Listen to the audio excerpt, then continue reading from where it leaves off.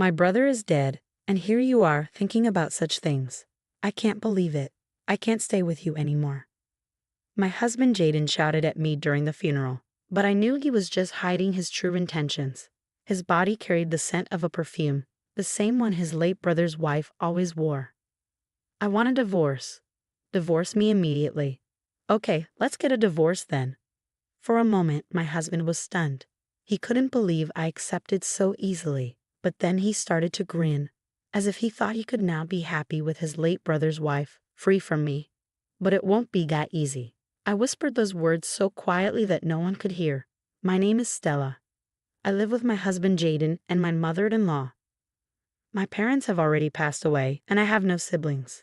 My mother-in-law welcomed me warmly as if I were her own daughter. I was overjoyed to finally have a family after spending so much time alone and depressed, with no one to lean on. I loved and deeply appreciated her. Jaden had a younger brother, Bobby, who was married to a young woman. They lived near my in-laws. When I joined the family, Bobby welcomed me with the same kindness as my mother-in-law. We lived close to each other, and our families often traveled together. I was happy with my new life, but those happy days were coming to an end. One day, Bobby was rushed to the emergency room. I left work immediately and hurried to the hospital. In the hospital room, I found my mother-in-law crying. I sat by her side and asked about his condition. He seemed to have passed the critical stage, but the doctor said it was still too early to tell.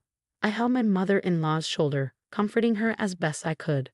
Still, there was no sign of my husband or Bobby's wife. I wished they would arrive soon because my mother-in-law needed them too. Jaden was on an urgent business trip but was on his way to the hospital now.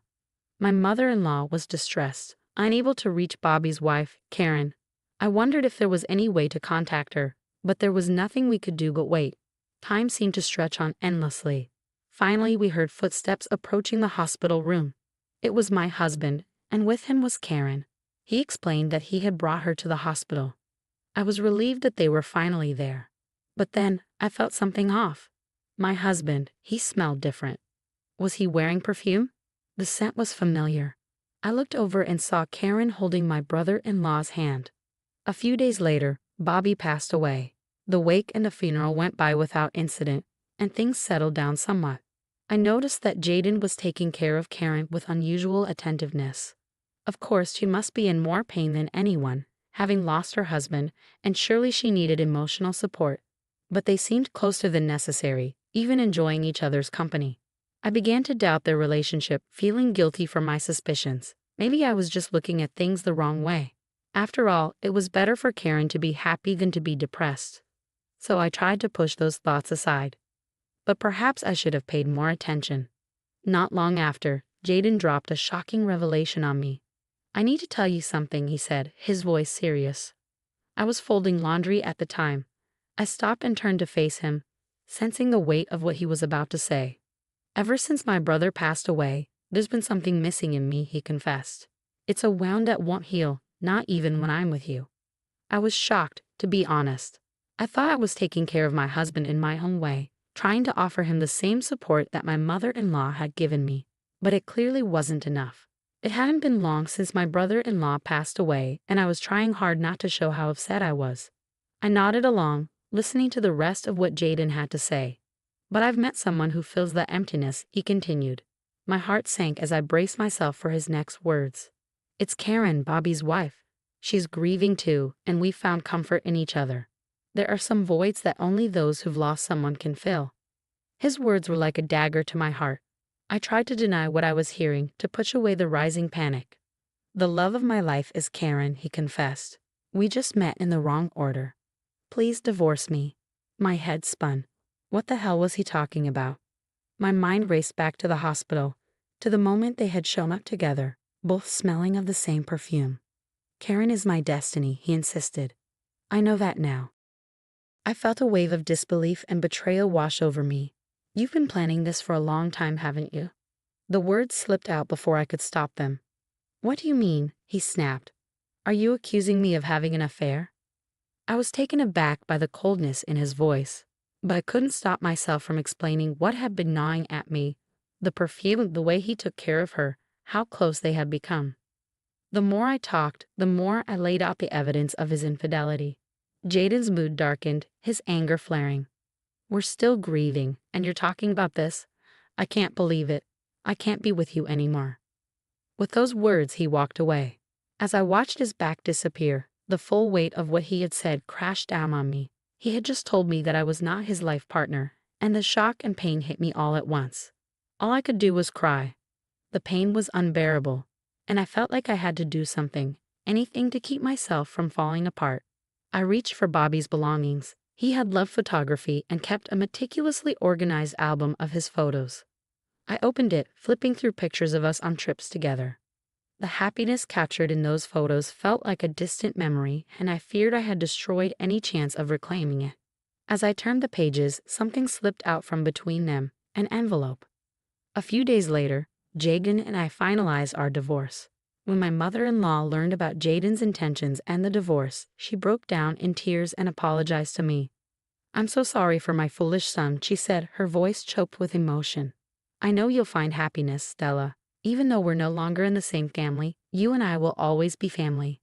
If you ever need anything, please call me immediately." She had always been good to me, and she had nothing to apologize for. It broke my heart to see such a kind woman cry, and leaving her behind was the hardest part of all. After I moved out of my parents-in-law's house and started living alone, I was overwhelmed by a sense of loneliness. It wasn't the first time I'd lived alone. I had done so before marriage, but this time, the solitude felt almost unbearable. However, that loneliness didn't last long. 2 months later, I received a call from my mother-in-law. She told me that my ex-husband and Karen had moved out, leaving her alone in a house that now felt too big and empty. She was thinking about selling the house and starting a new life on her own. But moving away would mean leaving behind the neighborhood and the friends she could rely on. Her voice was tinged with sadness when she asked if it would be all right for her to move closer to me. Hearing the loneliness in her voice, I suggested something I expected. We should move in together. At first she was hesitant, not wanting to impose.